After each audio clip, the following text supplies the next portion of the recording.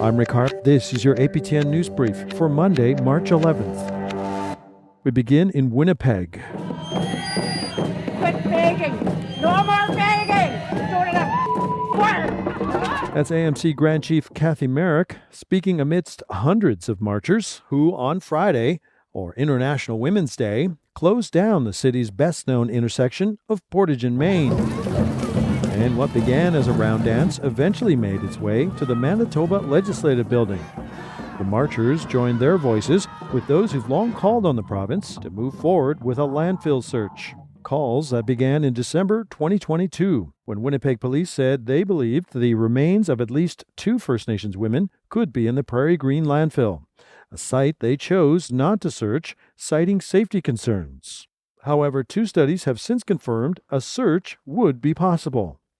NDP Premier Wab Kinew continues to commit to a search, an election promise he made last October, but protesters say not enough progress has been made. The late Morgan Harris is one of the women whose remains are believed to be at the landfill. Her daughter Cambria was among those who called on Kinew to come out and face the crowd. Make it make sense. I'm sick of words with no action, and I'm sick of sitting in these rooms repeatedly. Politician to politician, from premier to premier, and where has things gone? Nowhere. The progress still stays the same. We've more than done the work. We did not 1, but we did 2 reports entailing exactly what was needed to start a search.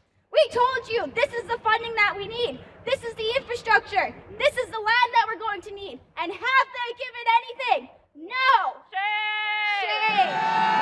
But Manitoba was not the only site to host a Search the Landfill rally on Friday. A smaller gathering also took place on Parliament Hill.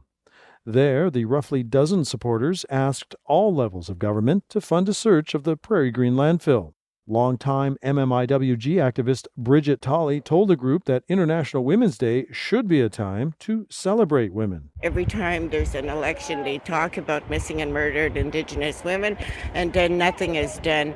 So now, it's been 6 months. I hope we hear something soon on what's going to happen to them. We want to bring them home. We've been fighting for them since we found out they were there. Meanwhile, a Search the Landfills event also happened in Vancouver. Tina House was on scene with an organizer. Joining me today is Lorelei Williams. Lorelei, to imagine your family member in these landfills and the Canadian government literally not doing a thing about it, what would you like to say about the government's inaction on this issue? I am disgusted with the government. I am disgusted with anybody who is putting a stop to this, because if this were white women, they would have been found already. And I don't feel like there's just them there. This is a huge issue across the country, and their family members need to be taken out of that landfill as soon as possible. The families should not have to fight for this. They should be able to have their family members and bury them properly. This is not right. This is not normal. And my heart breaks for those families, because if that were my family member, I would want to take my mom, my sister, my cousin, my grandma. I would want them out of there. Nobody wants their family member buried in garbage. Like, we're already treated like garbage, and then for all of these, this red tape or whatever it is, the government, the police saying we can't do it for these reasons.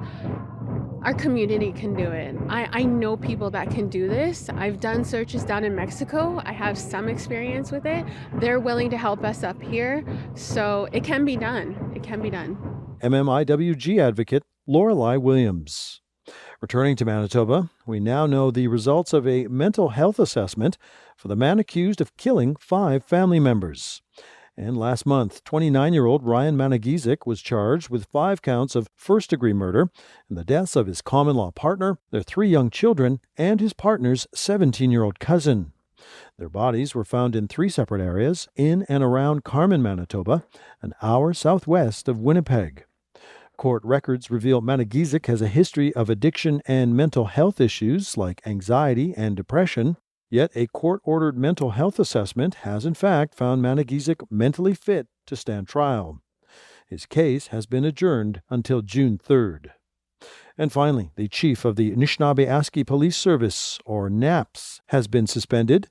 In a statement, the service, whose 230 officers work across 34 Northern Ontario First Nations, says Chief Roland Morrison has been suspended with pay pending an investigation for misconduct. Deputy Chief Brad Deuce has been named acting chief in the meantime. Morrison hails from the Chapleau Cree Nation east of Wawa, Ontario. He's served with NAPS since 1997, becoming chief in 2019. And that's your APTN News Brief for Monday, March 11th. I'm Rick Harp.